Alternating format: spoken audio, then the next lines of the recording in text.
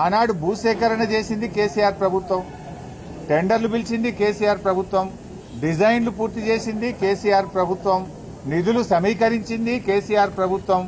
ఆ రోజు సెల్లార్తోని మొదలుకొని 6 అంతస్తుల వరకు భవన నిర్మాణాన్ని పూర్తి చేసింది కేసీఆర్ ప్రభుత్వం. మరి 2 ఏళ్లలో కాంగ్రెస్ ప్రభుత్వం ఏం చేసిందయ్యా అంటే ఒక 5 ఫ్లోర్లు మాత్రమే వేశారు, ఇంకా పూర్తే కాలే. ఫ్లోర్లు వేయడం, స్లాబులు వేయడం కూడా పూర్తి కాలేదు. నిజంగా బీఆర్ఎస్ ప్రభుత్వమే ఉండుంటే ఇప్పటికే ఏడాది కిందనే ఈ ఆసుపత్రి ప్రారంభమై ప్రజలకు సేవలు అందించేది.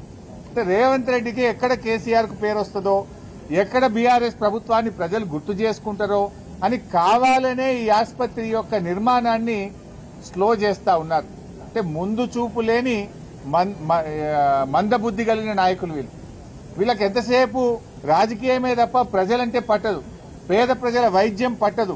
ఎందుకు 2 సంవత్సరాల నుంచి టిమ్స్ ఆసుపత్రి పూర్తి కాలేదు, ఎందుకు పనులు ఆలస్యం అవుతున్నాయని నేను ప్రభుత్వాన్ని అడుగుతా ఉన్నా.